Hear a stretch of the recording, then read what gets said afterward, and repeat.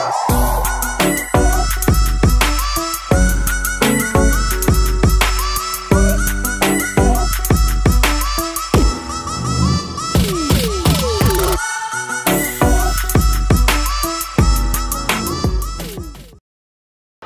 Morning friends, biology की कक्षा में आपका स्वागत है। तो बेटा अपना जो टॉपिक चल रहा है पादपों द्वारा जल का अवशोषण एवं रसारोहण। तो इस पाठ के अंदर अपने केवल 2 टॉपिक बचे हैं बेटा। एक तो जो टॉपिक आज अपन स्टार्ट कर रहे हैं, जल अवशोषण की क्रिया को प्रभावित करने वाले कारक, एक टॉपिक तो ये बचा है। और दूसरा जो टॉपिक है ना, वो अपन अगली क्लास में डिस्कस कर लेंगे। उसमें अपन विभिन्न प्रकार के मार्गों के बारे में पढ़ेंगे, ठीक है। वे मार्ग जिनके द्वारा जल का प्रवाह होता है, कहाँ से, मूल रोम से लेकर के और प्रोटोजाइलम की कोशिकाओं तक। तो आज जो टॉपिक अभी मैं शुरू कर रहा हूँ वो आपके सामने बोर्ड पे लिखा है, जल अवशोषण की क्रिया को प्रभावित करने वाले कारक, ठीक है ना। तो इसमें अपन क्या क्या पढ़ेंगे बेटा। सबसे पहले टॉपिक अपन पढ़ेंगे इसमें प्राप्य मृदा जल, ठीक है ना।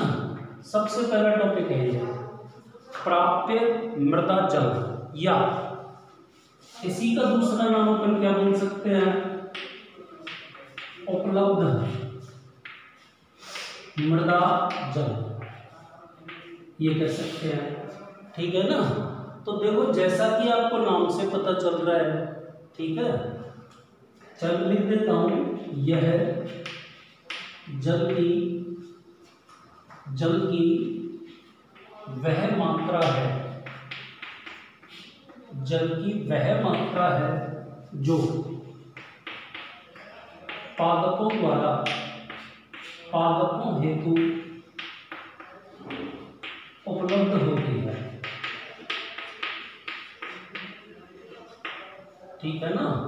तो प्राप्य मृदा जल या उपलब्ध मृदा जल, जल की वह मात्रा है जो पादपों हेतु उपलब्ध होती है, ठीक है ना। आप क्या लिखोगे इसमें, पर्याप्त मात्रा में जल मृदा में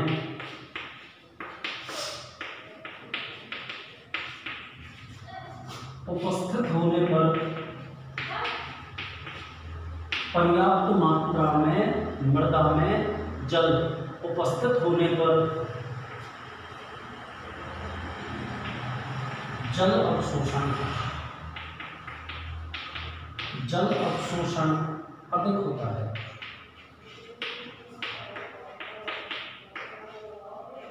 तो बेटा सबसे पहले तो आपको ये जानना है कि यदि मृदा में पर्याप्त मात्रा में जल उपस्थित है तो जल अवशोषण की दर सर्वाधिक होती है, ठीक है बेटा।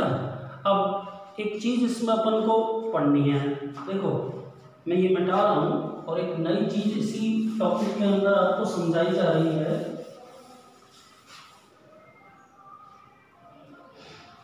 देखिए, भूमि की जल धारण क्षमता,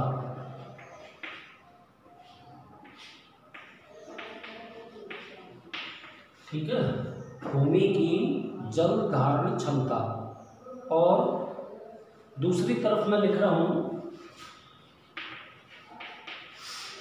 स्थायी मिलानी प्रतिशत, ठीक है। तो इन दोनों के बीच में जल की जो मात्रा होती है, सुन लिया, इन दोनों के बीच में जल की जो मात्रा होती है उसे प्राप्य मृदा जल कहते हैं, ठीक है ना। अब ये दोनों अलग अलग क्या शब्द हैं, इन दोनों के बारे में सुन लीजिए। गुरुत्व बल द्वारा मृदा से, इसकी परिभाषा बता रहा हूं, गुरुत्व बल द्वारा मृदा से जल के निष्कासन। गुरुत्व बल द्वारा मृदा से जल निष्कासन के बाद में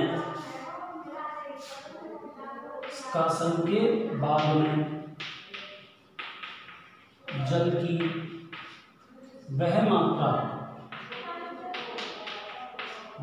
वह मात्रा जो मृदा में शेष रह जाती है,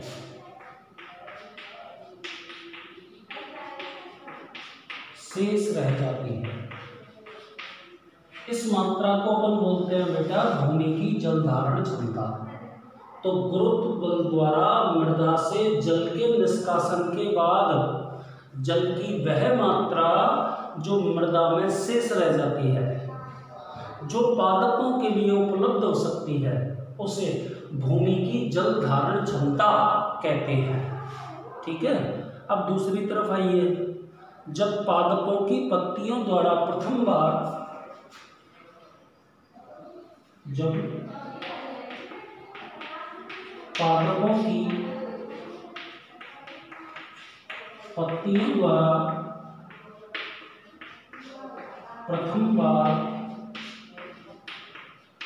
म्लानिता, पादपों की पत्तियों द्वारा प्रथम बार म्लानिता या मुरझान की अवस्था प्रदर्शित की जाती है।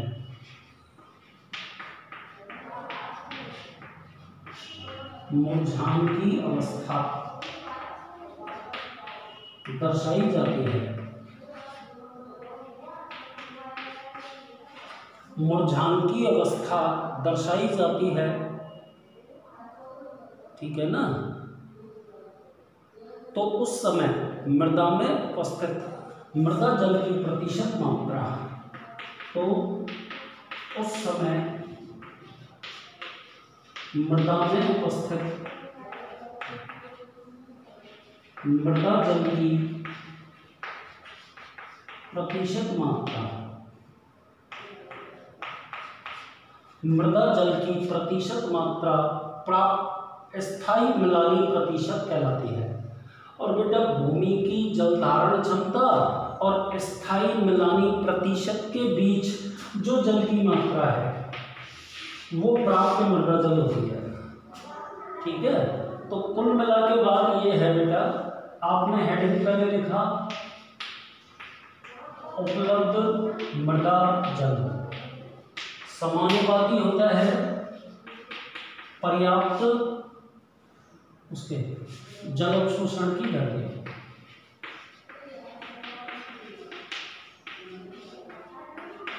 ठीक है बेटा। तो यहाँ आके अपना पहला टॉपिक खत्म हो गया। अब एक बार इसको सभी आप सुन लीजिए। देखो बेटा, अपन पढ़ रहे हैं जल अवशोषण की क्रिया को प्रभावित करने वाले कारक। सबसे पहला कारक कौन सा है? उपलब्ध मृदा जल या प्राप्य मृदा जल। ठीक है। तो आप क्या बोलेंगे इसमें कि मृदा में पर्याप्त मात्रा में जल उपस्थित होने पर जल अवशोषण सर्वाधिक होता है। मृदा में पर्याप्त मात्रा में जल उपस्थित होने पर सर्वाधिक जल अवशोषण होता है। ठीक है बेटा।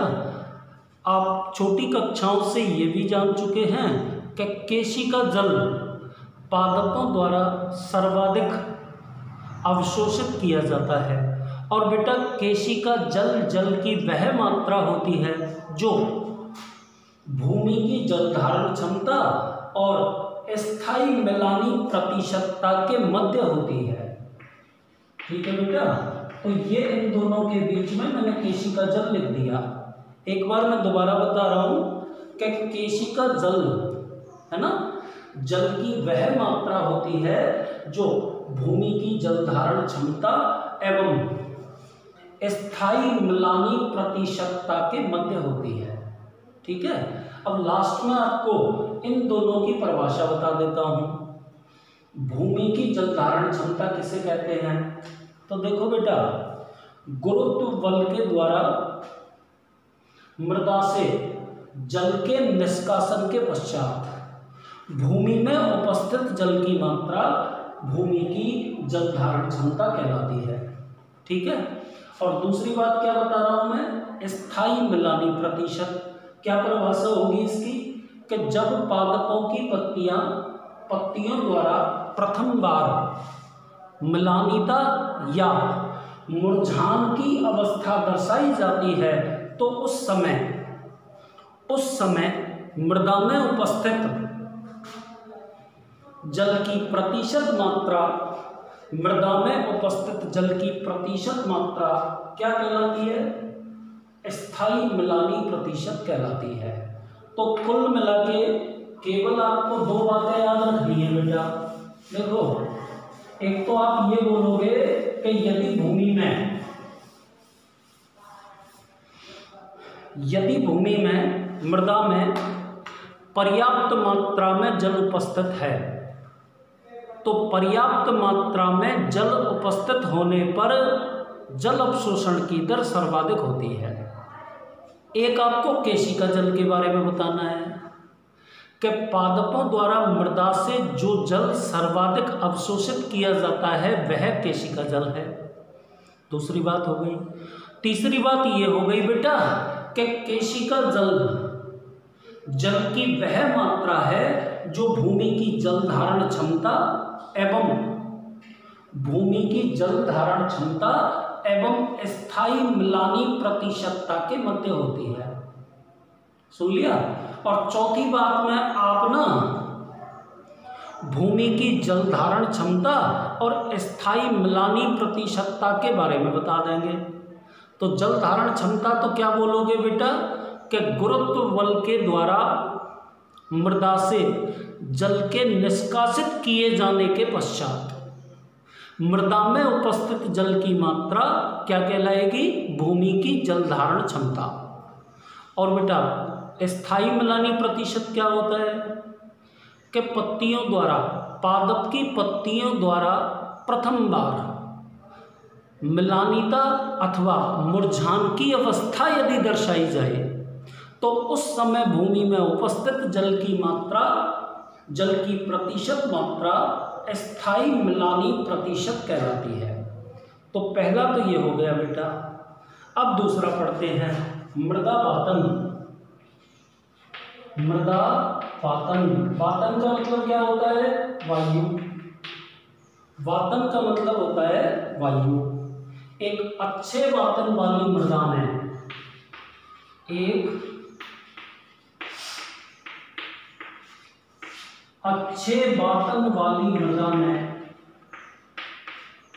जल अवशोषण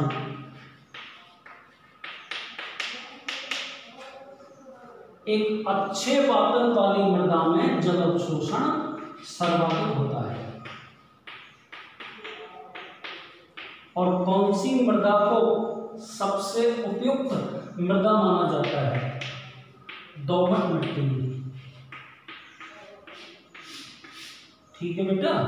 तो ये दोनों शब्द कंपटीशनों के लिहाज से बड़े इंपॉर्टेंट होते हैं।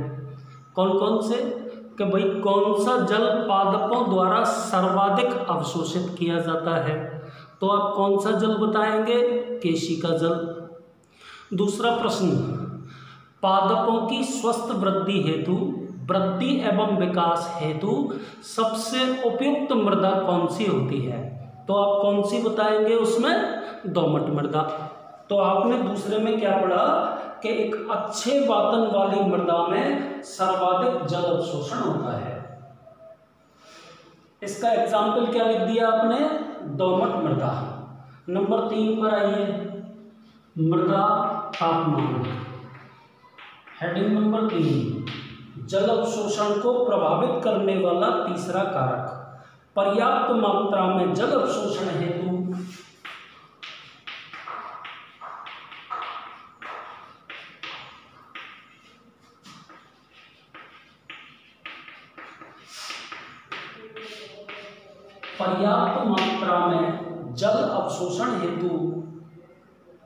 अनुकूलतम ताप 20 से 30 डिग्री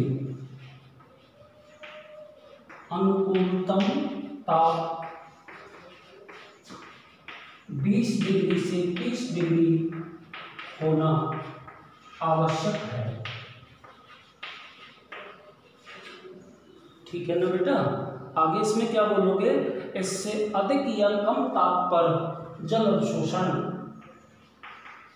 इससे अधिक या कम ताप पर जल अवशोषण कम या नहीं होता है। ठीक है बेटा। तो ये आप मृदा तापमान में बोलोगे कि पर्याप्त मात्रा में जल अवशोषण हेतु अनुकूलतम तापमान 20 से 30 डिग्री होना आवश्यक है। इससे अधिक या कम तापमान पर जल अवशोषण संभवतया नहीं अथवा कम होता है। ठीक है बेटा। एंड लास्ट पॉइंट, मृदा विलयन की सांद्रता, इसी में लिख देते हैं लास्ट।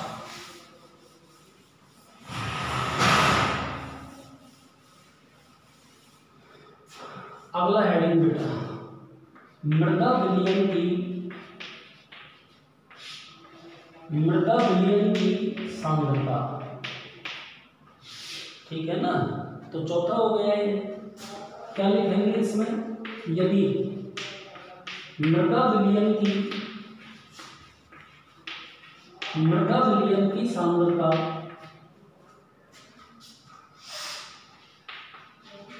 यदि मृदा विलयन की सांद्रता अधिक है, ठीक है, तो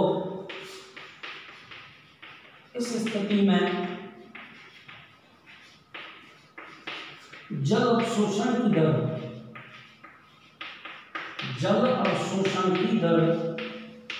न्यूनतम होगी। अर्थात इस चीज को बेटा अपन ऐसे भी कह सकते हैं। तो देखो, जल अवशोषण की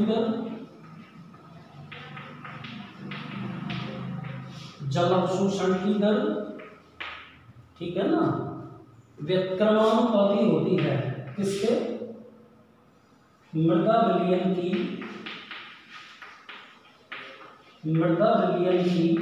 सांद्रता। ठीक है बेटा। तो जल अवशोषण की क्रिया को प्रभावित करने वाले चारों के चारों कारक अपन पढ़ चुके हैं। अब इन्हीं चारों कारकों को अब एक टेबल की फॉर्म में अपन बोर्ड पे लिख रहे हैं। ठीक है। तो देखो ऊपर ही ऊपर क्या लिखा है, जल अवशोषण की क्रिया को प्रभावित करने वाले कारक। कितने कारक पढ़ेंगे बेटा अपन, 4। ठीक है ना। तो देखो सबसे पहला कारक अपन कौन सा पढ़ेंगे, उपलब्ध मृदा जल, या इसको क्या बोलते हैं, प्राप्य मृदा जल। ठीक है ना। अब सुनो आप, दूसरा क्या बोलेंगे, मृदा वातन। तीसरा क्या बोलेंगे, मृदा तापमान। और चौथा क्या बोलेंगे इसी में, मृदा विलयन की सांद्रता। ठीक है ना। चारों के चारों लिख दिए। अब सुनो, इसमें तो अपन लिखेंगे बेटा केशिका जल के बारे में। एक्चुअल में पादपों के द्वारा केशिका जल का सर्वाधिक अवशोषण किया जाता है, और केशिका जल की वह मात्रा होती है जो भूमि की जल धारण क्षमता व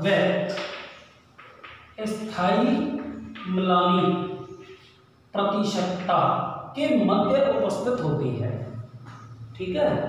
मृदा वातन में आपने क्या पढ़ा, एग्जाम्पल आपने पढ़ा था इसमें दोमट मृदा। एक्चुअल में अच्छे वातन वाली मृदा में जल अवशोषण की दर, अच्छे वातन वाली मृदा में जल अवशोषण की दर सर्वाधिक होती है। तो मैं यहाँ पे लिख देता हूं कि मृदा वातन यदि अच्छा है, ज्यादा है, तो उस केस में जल अवशोषण की दर भी सर्वाधिक होगी। तो बेटा ये दोनों शब्द आप याद रखना, कौन कौन से, केशिका जल और दोमट मृदा। क्या प्रश्न पूछे जा सकते हैं आपसे कि कौन सा जल पादपों द्वारा सर्वाधिक मृदा से अवशोषित किया जाता है, तो वो केशिका जल हो गया। क्या परिभाषा बताई मैंने केशिका जल की? केशिका जल की वह मात्रा है जो भूमि की जल धारण क्षमता और स्थायी मिलानी प्रतिशतता के मध्य होती है। अब इसमें दो शब्द आ गए, कौन कौन से आ गए? एक तो आ गया बेटा भूमि की जल धारण क्षमता।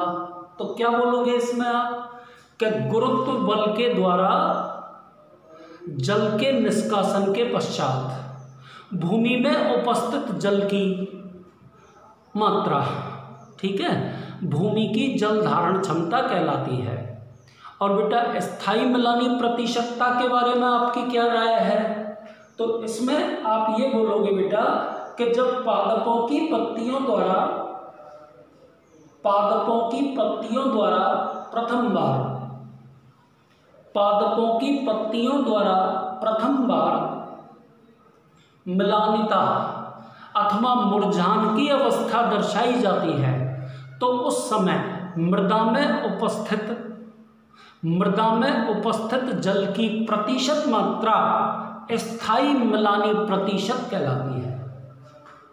अब आ गए अपन हेडिंग नंबर 3 पे। क्या लिखा है बोर्ड पे? मृदा तापमान। तो बेटा अनुकूलतम तापमान